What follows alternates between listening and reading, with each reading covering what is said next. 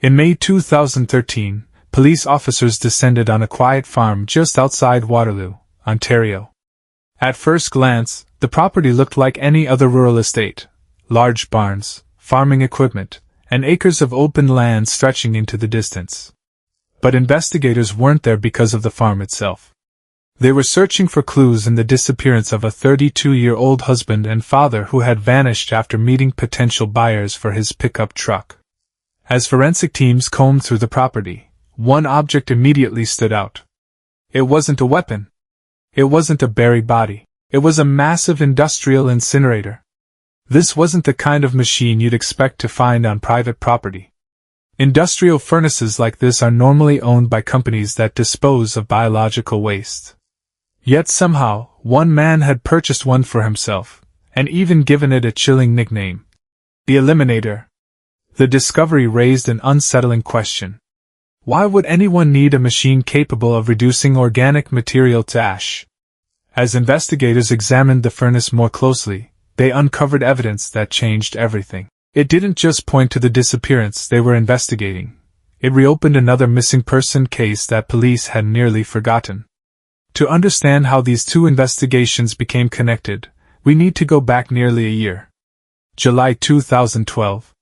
23-year-old Laura Babcock was struggling more than anyone realized. Money had become a constant problem. She could no longer afford rent, and had exhausted nearly every option for finding a place to stay.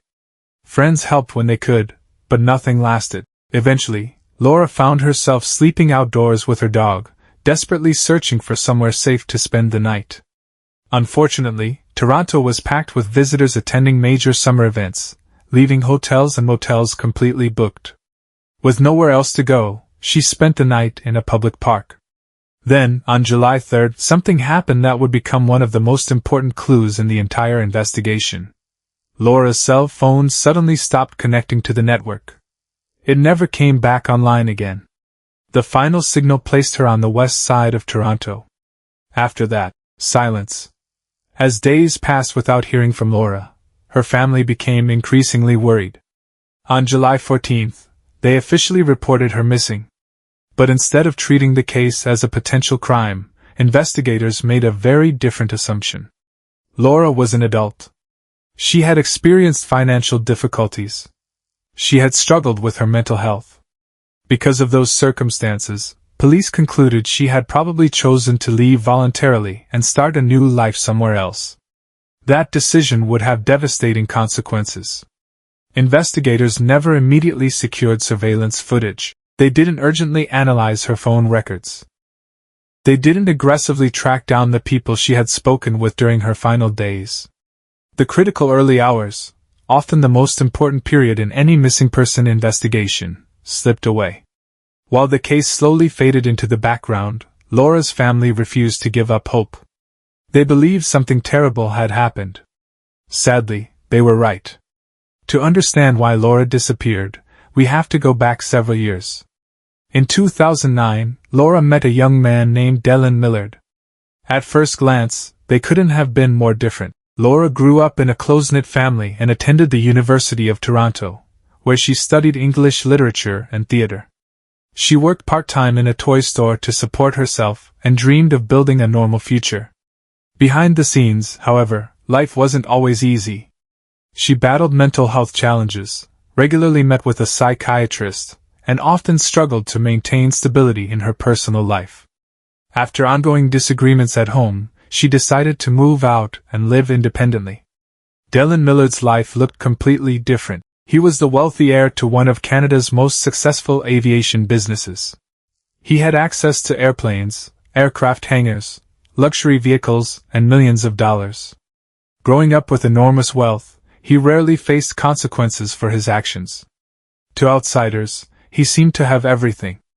But beneath that privileged lifestyle was someone who increasingly believed the rules simply didn't apply to him. Laura and Dylan began dating. The relationship, however, didn't last long. Eventually they broke up, but they remained in contact as friends. They still met occasionally, and communication between them never completely stopped. In 2010, Laura entered a relationship with businessman Sean Lerner. Unlike Dylan, Sean offered stability. He cared deeply about Laura and tried to help her build a better life. Even after their relationship ended, the two stayed close. Whenever Laura needed emotional support or financial help, Sean was there. Meanwhile, Dylan had started dating another woman. Her name was Christina Nudga. According to witness statements, Christina knew all about Laura. She also knew Dylan continued communicating with his former girlfriend. That fact became a major source of jealousy. As time passed, the tension only grew stronger. By early 2012, Laura's financial situation had become critical. Her part-time income was no longer enough to cover basic expenses. Trying to survive, she accepted work through an escort agency in downtown Toronto. People close to Laura later gave investigators different accounts of exactly what that work involved, but one thing was clear: she was doing everything she could to stay afloat. At the same time, her mental health continued to decline. Hospital records later showed that she sought emergency psychiatric treatment numerous times within just a few months. Eventually, she lost her apartment entirely. Without a permanent home, Laura's future became increasingly uncertain. Around her were four people whose lives were becoming dangerously intertwined: a wealthy heir convinced he could escape consequences, his jealous girlfriend, a businessman who still cared deeply for Laura, and Laura herself, desperately trying to survive. It was only a matter of time before those lives collided.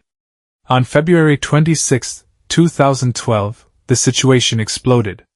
Christina managed to get Laura's phone number and decided to send her a provocative text message. It read, "Happy birthday! Exactly 1 year ago today, Dylan and I slept together for the first time." Laura didn't hesitate to respond. She replied that she had been with Dylan only a few weeks earlier. Those few messages created chaos. Christina became furious. Dylan suddenly found himself caught between his current girlfriend and his former one. Soon afterward, he sent Laura a direct message telling her never to contact him again. At first, it looked like the conflict had finally ended. But investigators would later uncover another message sent weeks afterward. One that carried a far darker meaning. Dylan assured Christina that he would personally take care of Laura. At the time, no one understood what those words truly meant. Months later, investigators would look back on that message very differently. And by then, Laura Babcock had already disappeared. As weeks turned into months, Laura's family refused to believe she had disappeared by choice. One person who never gave up was Sean Lerner, Laura's former boyfriend and close friend. Even after their relationship ended, Sean continued to support her, paying for hotel rooms and buying her an iPad to help her find housing.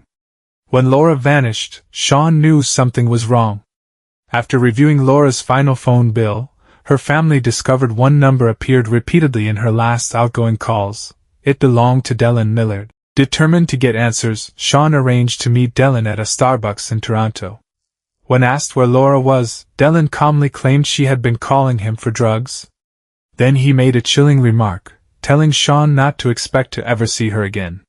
Sean immediately reported the conversation to police, along with the phone records linking Dylan to Laura's final days. But investigators dismissed the evidence, believing Laura had voluntarily left because of her struggles with addiction and financial hardship. For nearly a year, the case went cold. Everything changed in May 2013, when Tim Bosma, a 32-year-old husband and father, disappeared after meeting two men interested in buying his pickup truck. The investigation led police to Dylan Millard and his associate, Mark Smich. During a search of Dylan's rural property, detectives discovered a massive industrial incinerator known as the Eliminator.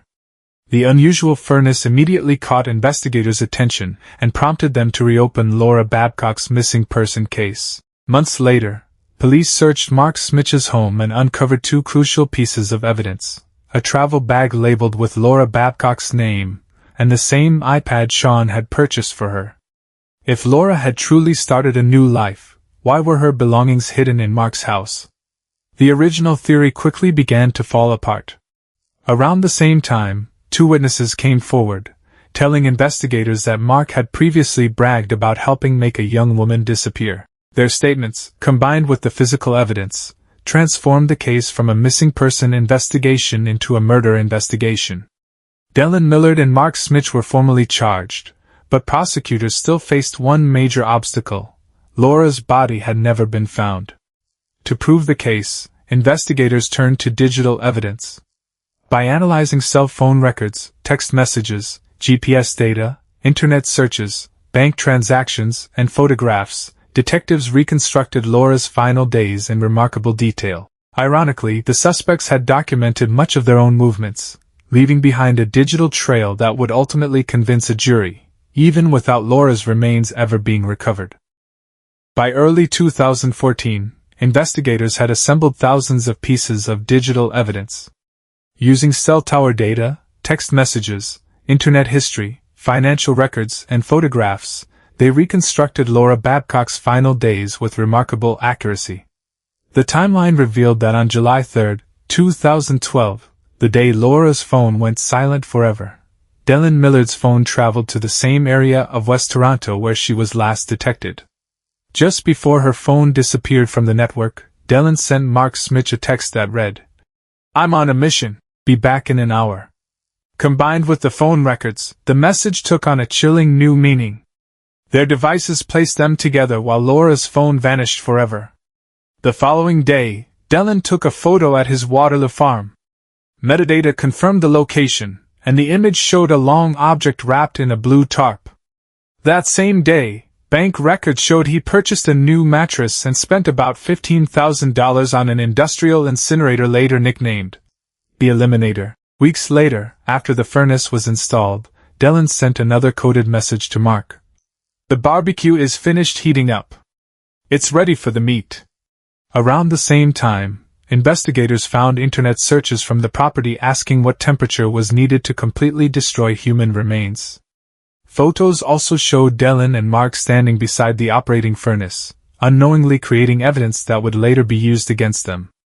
Despite extensive searches, Laura's remains were never found. Investigators concluded the furnace had likely destroyed nearly all physical evidence, forcing prosecutors to build their case almost entirely on digital and circumstantial evidence. The investigation also uncovered attempts to obstruct justice. Detectives found letters showing Dylan instructed his girlfriend, Christina Nudga, to provide false information. She also admitted to destroying surveillance footage from the Millard Aviation property, later receiving a reduced sentence through a plea agreement. In December 2017, after one of Canada's most closely watched murder trials, Dylan Millard and Mark Smich were convicted of first-degree murder. Although Laura's body was never recovered, the overwhelming digital evidence, phone records, messages, internet searches, photographs, financial transactions, and witness testimony, proved enough to secure guilty verdicts.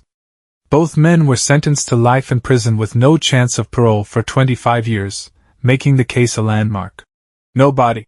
Murder conviction. Dylan's crimes didn't end there. He was later convicted of murdering his own father, Wayne Millard, after staging the death as a suicide to gain control of the family business.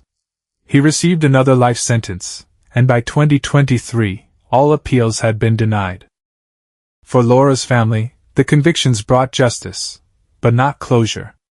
They finally learned the truth, yet they still have no gravesite where they can honor her memory. This case also exposed the consequences of failing to take missing person reports seriously. Had Laura's disappearance been investigated more aggressively from the beginning, critical evidence might have been found much sooner. In the end, it wasn't a confession that solved the case. It was the digital trail left behind, the phones, messages, searches, and photographs. The very technology the killers never thought would betray them became the silent witness that ensured they could never escape justice. If you enjoyed this documentary, don't forget to like, subscribe, and let me know which case you'd like to see covered next. Thanks for watching.